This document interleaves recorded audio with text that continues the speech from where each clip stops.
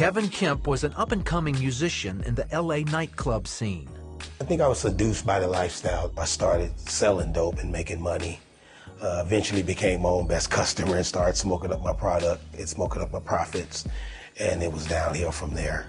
His drug lifestyle led him to make a terrible decision, to break into a home and rob the man that lived there.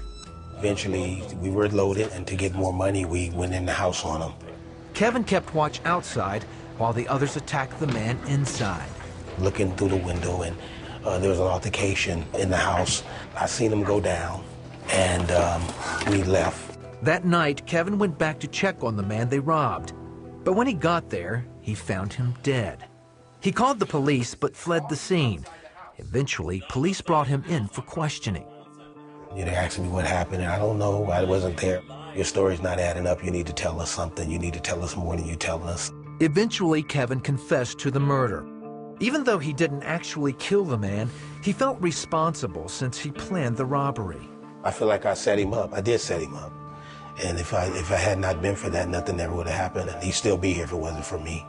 Kevin was found guilty of second-degree murder and sentenced 15 to life. All I heard was life. I didn't hear the 15 part. I'm going to spend the rest of my life incarcerated. How am I going to do it?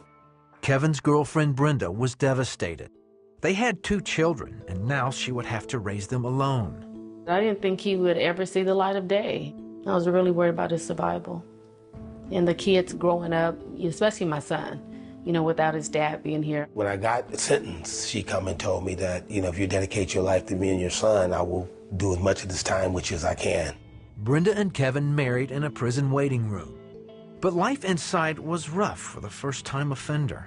I felt really bad about myself, really like worthless, As he dealt with life behind bars, a stranger visited him who told him that God could forgive his crime and change his life. I remember telling him, man, I blew it, it's over. And I was taking the 10 Commandments literally, thou shalt not kill. Then the man told him about Jesus. God will forgive you for that. God will forgive you. And he convinced me that God will forgive me for it, forgive us for anything if we repent and confess it to him. So he led me through the sinner's prayer. Kevin started going to the chaplain's Bible studies. Initially it was to get out the cell, and then starting to really come to know God, read my word. And I understood more about salvation, the born-again experience. Kevin earned a college degree and eventually started helping the chaplain. But as he connected with Christians inside, back home, his family was falling apart.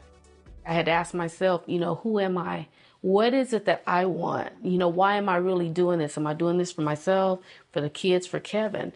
So it just came to that crossing the road. I really love my husband, but I just felt like I couldn't do it anymore. After 7 years, they divorced, but Kevin refused to let go. But I always had in the back of my mind I would marry her again after I went through my little pity party, that I would marry her again when I got out. Kevin served 19 years before he was released on good behavior. I became a man in there. I became a man of God in prison. If you can really get a grip on God and then really trust him and know that he can change lives, we can make it. And he kept his promise to Brenda. We talked and we decided to start dating again, and we decided to start right this time. No romance, no, we're gonna do it God's way. And we did that. We dated for like 6 months before we got married. Life is beautiful now. We're, back together. We're fellowship in the same church. Kevin has started a gospel group called Redemption. Most of the band members are former inmates.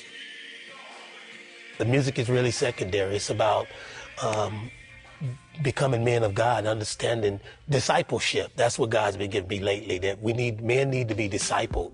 Despite spending almost half of his life behind bars, Kevin is grateful for a second chance. He saved my life. I think I went to prison, I got rescued. I didn't get arrested, and Jesus rescued me.